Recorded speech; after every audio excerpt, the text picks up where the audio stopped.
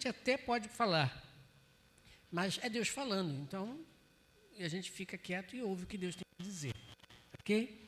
E eu gostaria de pensar com os irmãos em cima do tema o perigo de abraçarmos o mundo. O perigo de abraçarmos o mundo. Vamos abrir as nossas Bíblias em Gênesis capítulo 6, versículo de 1 a 12. Gênesis 6, 1 a 12. Que Deus continue abençoando a irmã Lia, os irmãos que têm participado, louvando ao nosso Deus através de suas vozes, dos seus talentos musicais e a nós que estamos aqui louvando a Deus, né? O perigo de abraçarmos o mundo. Gênesis 6, de 1 a 12. Quando os homens começaram a multiplicar-se na terra e lhes nasceram filhas, os filhos de Deus viram que as filhas dos homens eram bonitas e escolheram para si aquelas que lhes agradaram.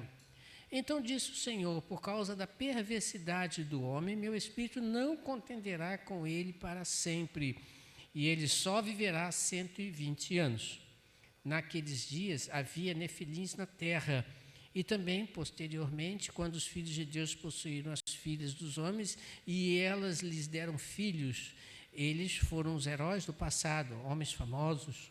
O Senhor viu que a perversidade do homem tinha aumentado na terra e que toda a inclinação dos pensamentos do seu coração eram sempre e somente para o mal. Então o Senhor arrependeu-se de ter feito o homem sobre a terra, e isso cortou-lhe o coração. Disse o Senhor: farei desaparecer da face da terra o homem que criei, os homens e também os animais grandes, os animais pequenos e as aves do céu. Arrependo-me de ter havê-los feito. A Noé, porém, o Senhor mostrou benevolência. Esta é a história da família de Noé. Noé era um homem justo, íntegro entre o povo da sua época. Ele andava com Deus. Noé gerou 3 filhos, Sem, Cão e Jafé. Ora, a terra estava corrompida aos olhos de Deus e cheia de violência. Ao ver como a terra se corrompera, pois toda a humanidade havia corrompido a sua conduta. Esse texto, eu sei que alguns por aí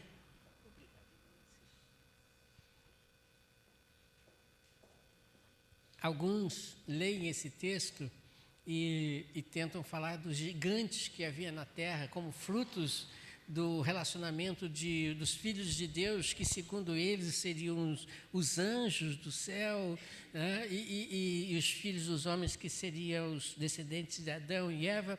Eu sei que tem muita gente que fala muita coisa sobre esse assunto, mas não é isso que nós vamos discutir aqui.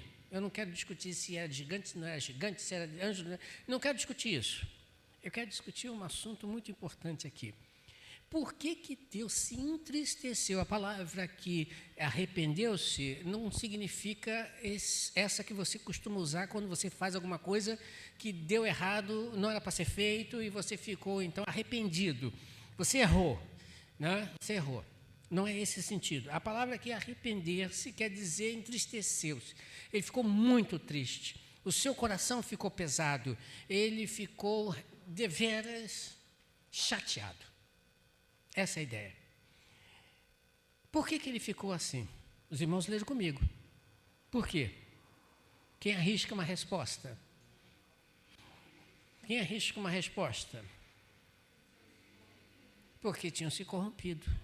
O coração do homem era mau continuamente. E você vê que aqui algumas verdades nós precisamos primeiro entender para compreender o porquê do juízo de Deus. Cansei do homem, vou destruí-los. Não tem mais jeito, vou destruí-los. Por que Deus chegou a essa conclusão terrível em ter que destruir aquilo que ele havia feito? E é aí que eu quero pegar com os irmãos. O perigo de abraçarmos o mundo. Vamos ver algumas verdades primeiro nesse texto. A primeira verdade que eu quero chamar a atenção dos irmãos é que desde o início, você pode observar isso, fez Deus questão de que o homem soubesse que quem com ele está não pode pecar. Veja bem, vou repetir. desde o início soubesse que quem nele está não pode, não tem como estar no mundo pecando. Desde o início. Dá uma olhadinha no texto de 1 João, capítulo 2, versículo 15 e 16. Acompanhe comigo. Não amem o quê? O mundo, nem o que no mundo há. Não amem. Porque se alguém, diz o texto, se alguém amar o mundo, o amor do Pai não está nele, pois tudo que há no mundo, a cobiça da carne, a cobiça dos olhos e a ostentação dos bens, não provém do Pai, mas do mundo. Olhe com atenção o texto. Preste atenção nas palavras. O amor do Pai não está nele. Quando ele fala o amor do Pai, ele está falando somente do sentimento amor? Eu amo meu filho. Eu tenho um sentimento por ele. Eu amo minha esposa. Eu tenho um sentimento por ela. Mas esse amor do Pai é o sentimento de Deus somente? Um sentimento? Ou é a manifestação do sentimento de Deus que está em nós? E qual é a manifestação do amor de Deus? Você conhece? Jesus. Então eu poderia tranquilamente dizer da seguinte forma: não ame o mundo, nem o que no mundo há. Porque se alguém ama o mundo, Jesus não está nele. Deu para entender? Mas o que no mundo você não deve amar? Se fosse assim, né, você tinha que sair do mundo. Você tem que sair do mundo. Por exemplo, eu gosto da minha casa, eu gosto do meu carro, eu gosto da minha bicicleta, eu gosto das minhas roupas. Tenho até dificuldade de desfazer delas. Eu gosto. Isso quer dizer amar o mundo? A gente sabe que não. Quando João registra esse texto, ele está deixando para você bem claro o que é no mundo. O que é no mundo que ele está se manifestando aqui? O pecado. Porque Deus não ama o pecado. Deus não tolera o pecado. Por isso, desde o início, ele deixou bem claro isso. Foi assim com Adão e Eva. Você lembra do casal, o primeiro casal? O que Deus fez assim que Adão e Eva cometeram o pecado? O que ele fez? Para fora. Para fora do paraíso. Aqui não. Para fora. Expulsou o primeiro casal. Foram postos para fora do paraíso. O que Deus fez com Caim quando Caim mata seu irmão? Pecou. O que Deus fez? O que aconteceu com Caim? O texto, os irmãos depois podem ler, Caim foi para longe, para fora da presença de Deus. Você vai ver isso em toda a Bíblia. E até os dias de hoje não é diferente. Quando você peca, a primeira reação sua é automático. É o quê?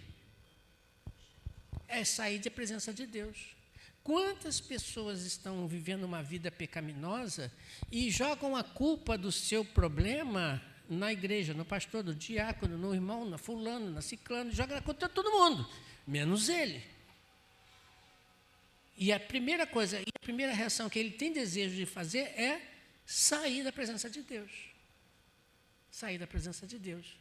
E isso, irmãos, interessante, será até o fim. Deus não vai tolerar. Tanto é que ele deixa registrado em Apocalipse capítulo 21, 27, o seguinte: na cidade santa, na Nova Jerusalém, no paraíso de Deus, diz, nela jamais entrará o quê? Coisa que contamine, algo impuro. Nem que pratica o que é vergonhoso ou enganoso, mas unicamente quem? Unicamente os que estão inscritos no livro da vida. Estes que foram inscritos no livro da vida, estes que foram lavados, regenerados, purificados pelo sangue do Cordeiro, porque no céu não tem como entrar sujo pelo pecado, percebeu? Vai ser assim, não tem jeito. Então a primeira verdade é, quem está em Deus não pode viver pecando. Primeira coisa. Aí alguém até poderia pensar assim, peraí, pastor, mas o pecado está em nós, a gente peca. Calma lá, devagar com a louça, eu costumo dizer. A louça é frágil, ela quebra fácil. Vamos por parte. Primeira verdade é essa. Segunda verdade que eu queria chamar a atenção dos irmãos. Apesar de termos ainda a semente do mal em nós, Deus nos cobra a santificação. Pedro, escrevendo a sua primeira carta, no capítulo 1, versículo 16, ele cita Levítico, versículo 20, versículo 7. Eu não vou ler os dois textos, vou ler só o que Pedro escreve. Veja o que Pedro escreve. Pois está escrito, ele está citando Levítico, a lei. Pois está escrito, o quê? Sejam santos, porque eu... Aqui, uma ordem de Deus para nós, em que nós precisamos ser santos. E o que é ser santo, irmãos? Ser separado. Separado do quê? Das coisas do pecado. Das coisas que nos levam a pecar contra Deus. Você tem que ter isso na mente. Nós temos, e isso é função, obrigação, dever nosso.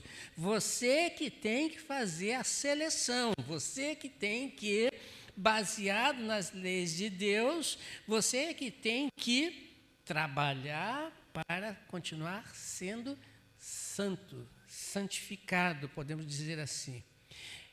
Veja, João ainda registra no capítulo 6, versículo 37, a segunda parte, o seguinte, que não é esse processo em que nós vivemos, tem gente que entra em desespero porque pecou.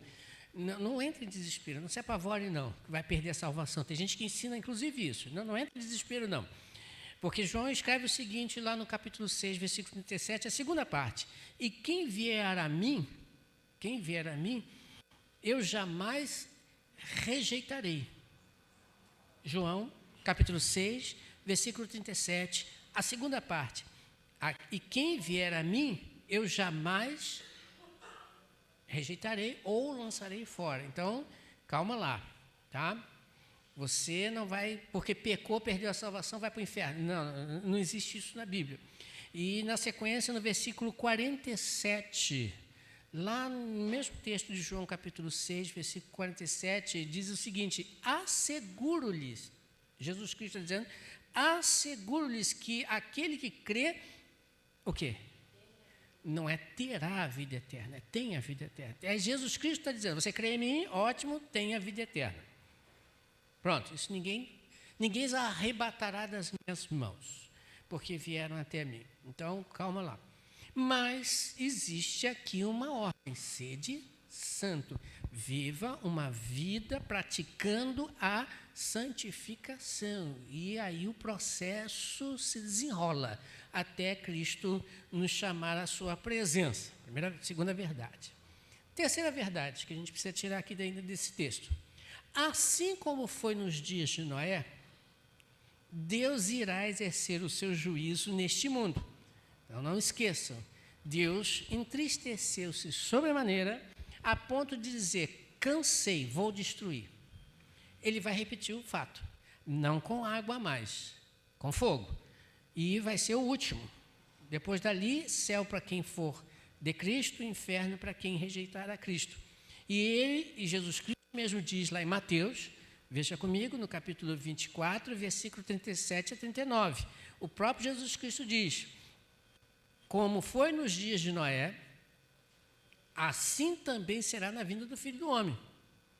Pois nos dias anteriores ao dilúvio, veja o que está escrito, Jesus Cristo diz, o povo vivia o quê? Comendo, bebendo, casando-se, dando em casamento. Ou seja, vida normal. Veja, vida normal. Estavam comendo, bebendo, casando-se, continuando a vida normalmente. Mas veja que esse vida normal estava esta vida baseada no coração dos homens, que eram continuamente o quê? Lembra o texto? Maus. Então, era uma vida normal para a realidade, contexto, população, mas dentro do pecado. Dentro do pecado. E aí que vem o problema. Quando, então, até que, diz o texto, o dia em que Noé entrou na arca. Entrou na arca. E eles nada perceberam. Imagine a cena. Noé construindo aquela arca, o pessoal zombando de Noé, né, e Noé dizendo, Deus vai destruir, o negócio vai acabar, vai vir muita água. E ele está construindo. E não foi uns meses. Quem sabe o tempo que Noé levou para construir uma arca? Isso aí, 150 anos. Perceberam? Olha o tempo. É que ninguém vai viver esse tempo todo, né? Ninguém viveu esse tempo aqui, ninguém vai viver esse tempo todo, né? Ele já era adulto quando começou a fazer um negócio. Imagina. O tempo rolando e você acha que 150 passa rápido, de certa forma passa. A gente que não consegue chegar lá, mas imagine ele construindo, falando, e até que acabou a arca. Pronto. Aí Deus diz, entra na arca com a tua família. Aqueles bichados tudo entrando, né? E ele entra. Ninguém percebe. A porta é fechada. E aí começa a tragédia. As águas prevaleceram. As águas subiram, até que então veio o dilúvio. E os levou a todos. Não sobrou um para contar a história fora da arca. E assim também acontecerá no dia da vinda do Filho do Homem. Então, a pergunta que eu preciso fazer é de Pedro. 2 Pedro, capítulo 3, versículo 11 a 12. Faço a de Pedro a minha. A pergunta é, visto que tudo será assim desfeito, né? Visto, não tem como fugir disso, que tipo de pessoa é necessário que você seja? Eu trouxe para o singular, eu não quero no coletivo, trouxe para o singular. Que tipo de pessoa você tem sido? Que tipo de pessoa você tem sido? Aí Pedro continua, continua no singular, viva de maneira santa e piedosa, esperando o dia de Deus e apressando a sua vinda.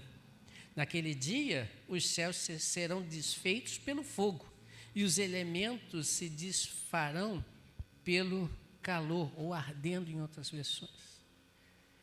Será como no dia de Noé. De repente, do nada, eis que a trombeta vai soar, e aí Deus vai voltar, Jesus Cristo no seu alto e sublime trono, vai aparecer, todo olho verá, e agora a pergunta é, de que lado você está? Ou vai ficar?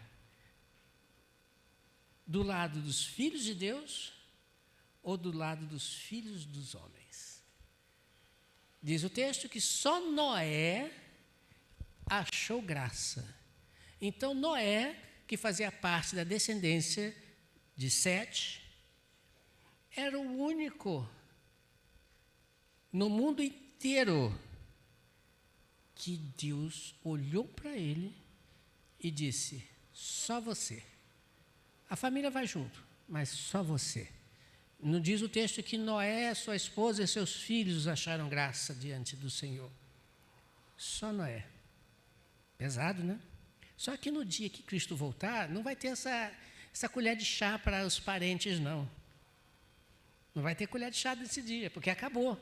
Deus precisava manter a população, prosseguir os homens, né? Por isso a mulher e os filhos. E as noras, lógico, também entraram no barco. Mas no dia do juízo final é você e Deus, eu e Deus. Se meu filho não quiser, é problema dele, infelizmente, eu não vou gostar da ideia, mas é problema dele. Se minha esposa ou meu marido não quiser, é problema dele ou dela. Se meus pais não quiserem, é problema deles, não meu. E ninguém vai entrar porque é casado, ou filho, ou pai, ou mãe de alguém que esteja escrito no livro da vida. Porque naquele dia, quando Cristo voltar, só entra quem está com o nomezinho escrito no livro da vida. Não tem jeito. Não tem jeitinho. A pergunta é, e volto a ela, quem você é? Filho de Deus ou filho dos homens?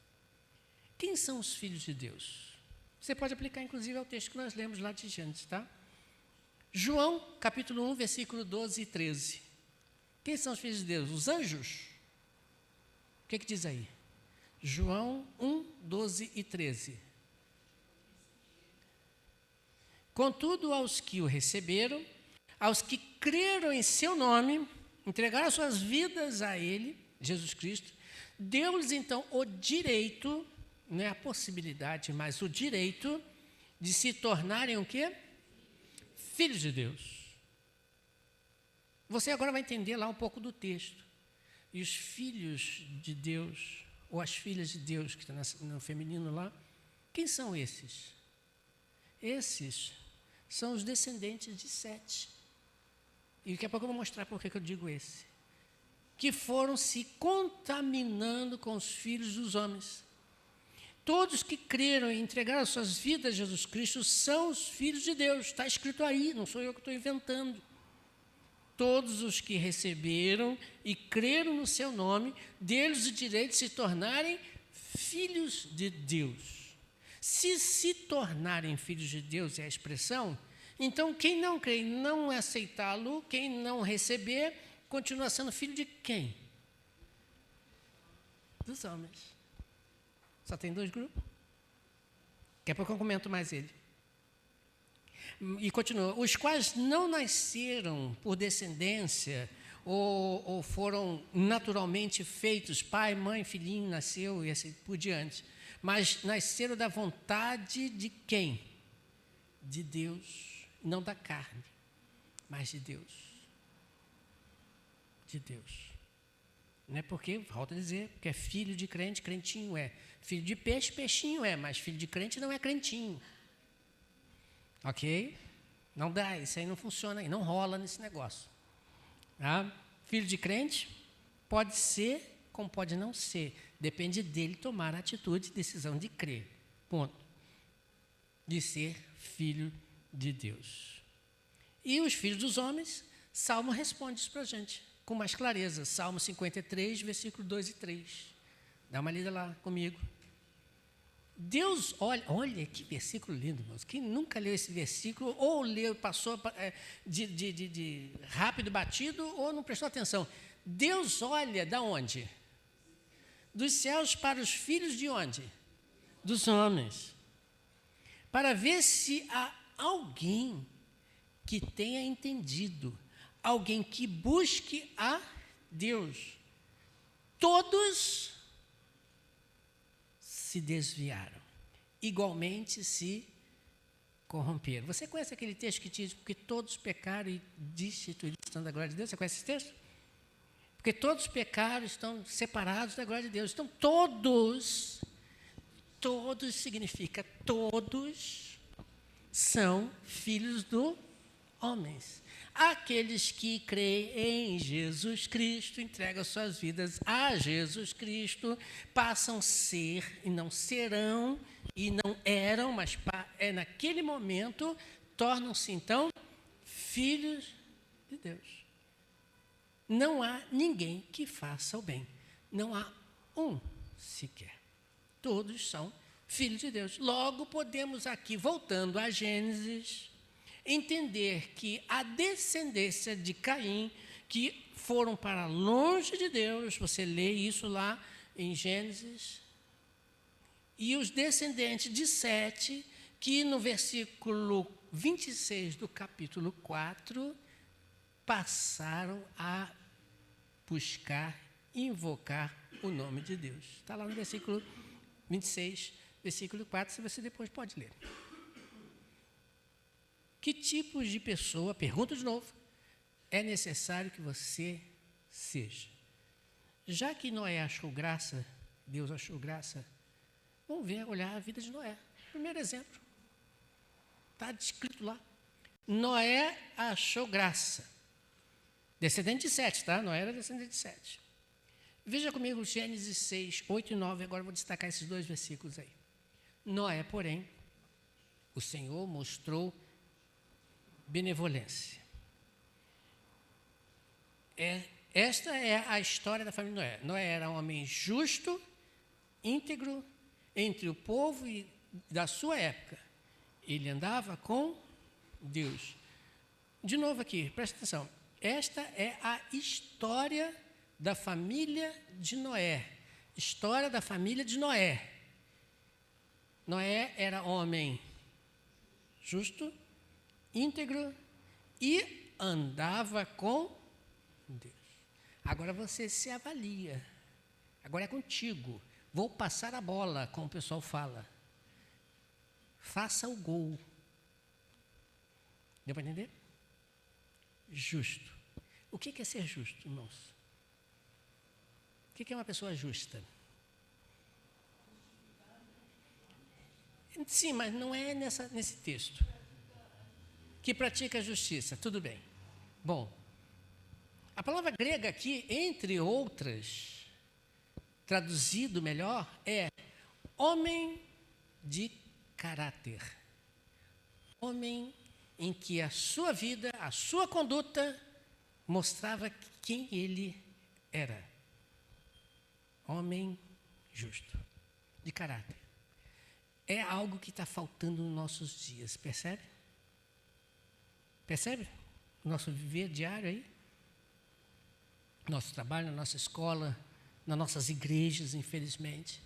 Pessoas que faltam com caráter. Homem de caráter, de conduta ilibada.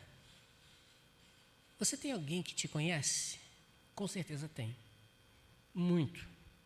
Essa pessoa que te conhece, dá uma olhadinha para ela, não precisa olhar aqui dentro não, pelo amor de Deus, né? Essa pessoa que te conhece, você sabe se ela pode dizer para você, você é uma pessoa de caráter, ilibada, uma pessoa que não tem isso para falar. Será que ela pode dizer isso de você? Pense você. Cuidado com a cara que você vai fazer, porque eu estou te olhando e, de repente, não vou gostar da cara. Né? Pense você. Gente, o outro não tem nada a ver contigo, mas você tem a ver com Deus, porque é Ele que está te olhando. Muito mais do que esse outro aí que você pensou. É Ele que está te vigiando. Não há nada oculto diante do nosso Deus. Os olhos do nosso Deus, diz lá em Apocalipse, no capítulo 1, são como chamas de fogo. Ou seja, vê tudo, sabe de tudo. Seja de manhã, de tarde, de noite, onde você estiver, Ele te vê totalmente. Você está totalmente despido diante de Deus. E não é só no exterior, não. É no coração. Porque Deus olha para o coração. Você é uma pessoa como Noé, justa, de caráter de conduta? Você que tem que responder. Além de ser justo, ele também era reto. Quando você pensa em reto, você pensa em quê? Uma pessoa que não... Uma pessoa que o quê? Não erra. Mas veja, nós erramos também. Noé também errou, porque ele era homem como eu e como você. Ele também tem seus erros. Ele não era perfeito. Lembra o texto? Não há um justo sequer. Todos pecaram? Noé também pecou. Mas por que Deus olha para Noé e diz que ele era um homem reto? Por quê? A palavra hebraica aqui traz a ideia de inocente. Inocente. Ou seja, sem ter nada contra ele. Oh, meu camarada, pense bem. Deus olha para Noé e diz: esse cara não tem nada que falar contra ele. Lembra de outra pessoa também? Como assim? Lembra? Jó, isso. Viste lá meu servo Jó. E para quem ele está dizendo isso? Para Satanás. Viste lá o meu servo Jó. Igualzinho Noé. Justo, reto, temente a Deus. Percebeu? Mas Jó também era homem como eu e você, nem mais e nem menos, também tinha seus pecados, com certeza tinha. O problema é que ele, Noé, assim como Jó, e assim como você também pode ter uma vida sem ter nada contra você. Pode. Jó, inclusive, dá a dica dele na sua primeira carta, João. Ele diz: filhinhos, estas coisas vos escrevi para que não pequeis. É só você pegar a Bíblia. É só você meditar na palavra de Deus. Fazer a tua oração, a de Davi: Senhor, sonda o meu coração e vê se há em mim alguma coisa errada. Errar, você pode errar, mas o que fez Davi? Senhor, me perdoa, eu errei. Isso não é difícil. É difícil para aqueles que querem viver uma vida torta. Uma vida sem parâmetros, uma vida que ele pode pular para um lado, pular para outro. Eu sei que errar, todos nós erramos. A Bíblia diz isso: miserável homem que sou. Quem disse isso? Eu já citei aqui. Paulo. Miserável homem que sou. Quando ele diz miserável homem que sou, ele está olhando para si, ele está olhando o cara no espelho ali. Tu não presta, Paulo. Tu peca, tu erra pra caramba. Mas ele, assim como outros tantos, fizeram o quê? Senhor, tem perdão, tem paciência, tenha misericórdia, me ajude, eu preciso. Essa oração, irmãos, é uma oração importante, é uma oração fundamental nas nossas vidas. Olhe para dentro de ti e veja, o que Deus tem contra mim? Bom, se Ele tem alguma coisa contra mim, eu preciso me consertar. É você, a vida de santificação é tua, não é minha. Né? No passado, eu achava interessante isso. Até falei hoje na classe dos jovens. Né? Tinha pessoas que ficavam no nosso encalço. Né? Tinha pessoas que ficavam no nosso pé, o tempo todo, vigiando se você fazia o que você fazia. Você falava o que não falava. Era um verdadeiro FBI, um SWAT na vida da gente. Não pode vacilar. Não, isso não existe. Porque você pode ser uma pessoa perfeita diante dos homens, assim como aquele jovem de qualidade da Bíblia. E Deus fala para ele, Jesus Cristo fala para ele: falta uma coisa, não está tudo. Ele cumpria a lei perfeitamente, mas faltava ali alguma coisa. Será que Deus, olhando para você, Ele pode dizer: homem bom, hein? Mulher boa. Gente reta. É tua responsabilidade. E para concluir, ele andava com Deus. Você sabe o que significa andar com Deus?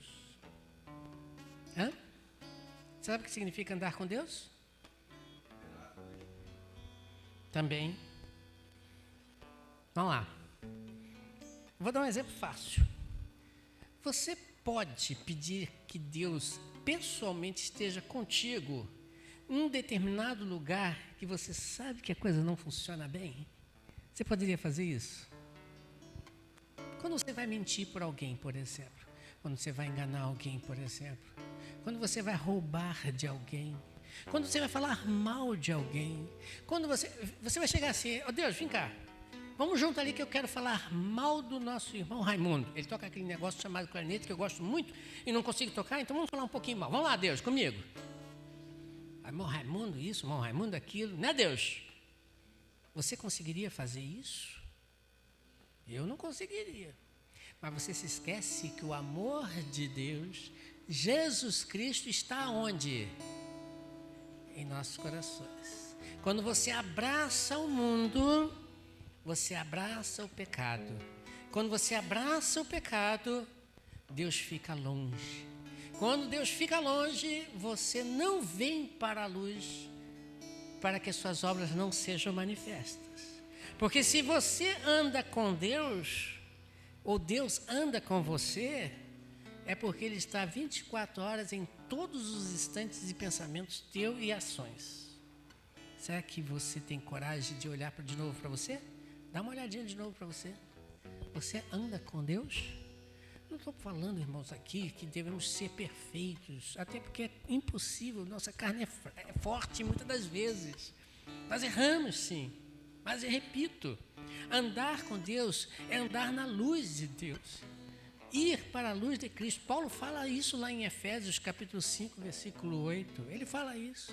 Andando na luz. Veja, porque outrora, lá no passado, lá atrás, vocês eram das trevas, eram filhos dos homens. Mas agora não, vocês são filhos de Deus. Portanto, então, vivam na luz como filhos de Deus. É importante isso. Não sou eu que estou querendo. É Deus que quer de nós. Sede santo, porque eu sou santo. O mundo tem muita coisa para oferecer. A concupiscência dos olhos, a concupiscência da carne, os desejos são fortes. Muitas das vezes nos derruba, nos dá uma rasteira, joga no chão. E nós precisamos de Cristo, lutar para viver uma vida de santificação, uma vida de santidade, uma vida perfeita diante de Deus, que é possível sim. Não é possível não. Basta andar com Deus. Basta verificar sua vida, sondar seu coração. Então, irmãos, não deixe que o mundo entre na sua vida. Tem muita coisa aí que o mundo tem para oferecer. Muita coisa.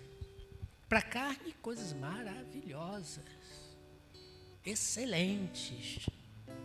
Mas que se nós abraçarmos, Deus pode olhar para a gente e falar assim, está difícil. Está difícil. Está difícil.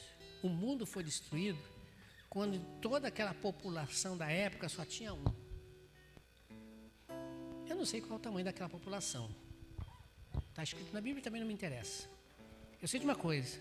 Será que nessa população de hoje, ao olhar para nós, Deus nos vê como Noé, como Jó, como Davi, como José, como Abraão, como Moisés? Será que Ele pode olhar para a gente e dizer, cara bom, esse aí é bom. Tem suas falhas, reconhece os seus erros, pede perdão a Deus, mas Ele não abraça o mundo. Ele não abraça o mundo. Está no mundo, mas não são do mundo. Que Deus possa nos ajudar nesse dia a ter uma vida mais voltada para a santificação, porque os dias estão sendo cada vez mais complicados. O mundo está batendo a nossa porta e a orientação de Deus, e eu fecho com ela, é a mesma para Caim. Se fizerem certo, não vai ter aceitação? Faça o que é certo. Vamos orar?